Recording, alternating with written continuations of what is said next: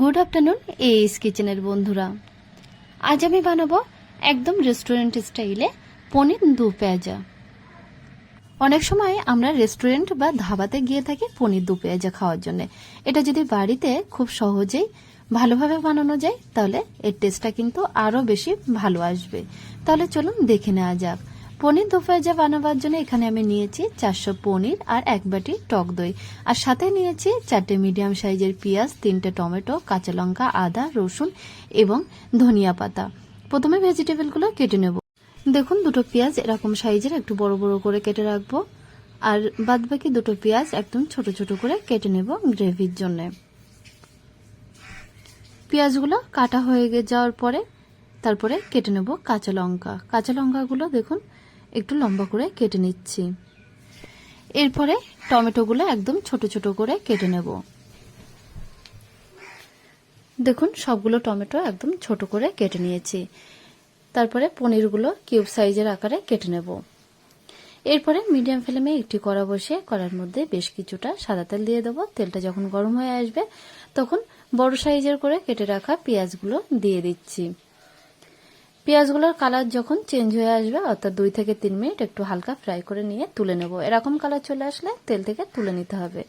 তারপরে ওই একই তেলের মধ্যে 1 চামচ হলুদের পাউডার, 1 চামচ কাশ্মীরি লঙ্কার পাউডার এবং 1 চামচ লবণ দিয়ে দিলাম।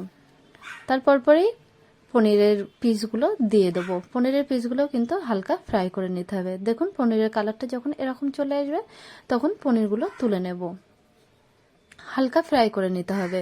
এবার ওই একই কড়াইতে 1 চামচ ঘি দিয়ে দিচ্ছি আর বড় 2 চামচ সাদা তেল দিয়ে দেবো। তেলটা যখন গরম হয়ে আসবে তখন তেলের মধ্যে দিয়ে দিচ্ছি 4টে শুকনো লঙ্কা, 1/2 চামচ গোটা জিরে, দুটো টুকরো দারুচিনি এবং 3টে গরম মশলা ফাটিয়ে দিয়ে দেবো, আর কিছুটা লবঙ্গ এবং 3 থেকে 4টে তেজপাতা।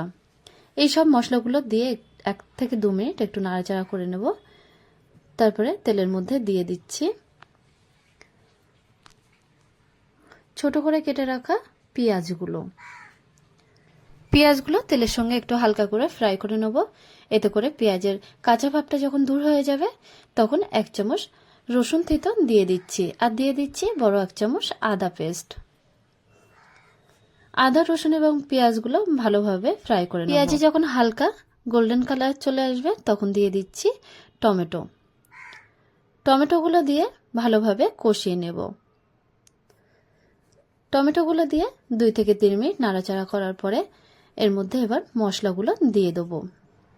এখানে দিয়ে দিচ্ছি ছোট চামচের 1 চামচ হলুদের পাউডার, 1 চামচ কাশ্মীরি লঙ্কার পাউডার, 1 চামচ দেশি লঙ্কার পাউডার, 1/2 চামচ গোলমরিচের পাউডার, 1 চামচ জিরে পাউডার, 1 চামচ ধনিয়া পাউডার। মশলাগুলো দেওয়ার সময় সবসময় খেয়াল রাখতে হবে গ্যাসের ফ্লেমটা যেন একদম লো ফ্লেমে থাকে। আর দিয়ে দিচ্ছি ছোট চামচের 1 চামচ কস্তুরি মেথি আর 1 চামচ লবণ। তারপরে দিয়ে দেবো লম্বা করে কেটে রাখা কাঁচা লঙ্কাগুলো। এতক্ষণ ধরে দেখুন মশলাগুলো কিন্তু টমেটোর সাথে কষানো হয়ে গেছে। এখন আমি দিয়ে দিচ্ছি 1 বাটি টক দই। টক দইটা একটু ফেটিয়ে নিয়ে দিয়ে দেবো। এই সময় দিয়ে দেবো 1 চামচ চিনি। চিনিটা দিলে গ্রেভির কালারটা কিন্তু খুব ভালো আসে আর টক এবং মিষ্টির ব্যালেন্সটা কিন্তু বজায় থাকে। টক দইটা মশলার সাথে কয়েক মিনিট নাড়াচাড়া করে কষিয়ে নেব। দেখুন গ্রেভির থেকে যখন তেল ছাড়া ভাব চলে আসবে তখন 2 বাটি জল দিয়ে দেবো। জলটা যখন একটু ফুটতে শুরু করবে তখন ফ্রাই করে রাখা পনিরগুলো এবং তারপরই পেঁয়াজগুলো দিয়ে দেবো। 2 থেকে 3 মিনিট পরে কড়াইয়ের জলটা যখন একটু কম হয়ে আসছে তখন দিয়ে দিচ্ছি 1 চামচ ঘি এবং অল্প পরিমাণে শাহি গরম মশলার পাউডার। দেখুন এতক্ষণে গ্রেভিটা অনেকটাই ঘন হয়ে এসেছে। এই সময় টেস্ট করে নেব। এরপর দিয়ে দিচ্ছি ধনিয়া পাতা দিয়ে এবার পনির দু পেঁয়াজাটা নামিয়ে নেব। তৈরি হয়ে গেছে একদম রেস্টুরেন্ট স্টাইলে এই পনির দু পেঁয়াজা। রুটি কিংবা পরোটার সাথে খেতে খুবই ভালো লাগে আর ছোট থেকে বড় সবারই খুব পছন্দের একটা ডিশ। তাহলে বন্ধুরা আমার এই রেসিপিটা যদি আপনাদের ভালো লেগে থাকে তাহলে ভিডিওতে অবশ্যই একটা লাইক দেবেন, আর আমাদের চ্যানেলটা যদি এখনো পর্যন্ত সাবস্ক্রাইব করা না হয়ে থাকে তাহলে সাবস্ক্রাইব করার অনুরোধ রইল।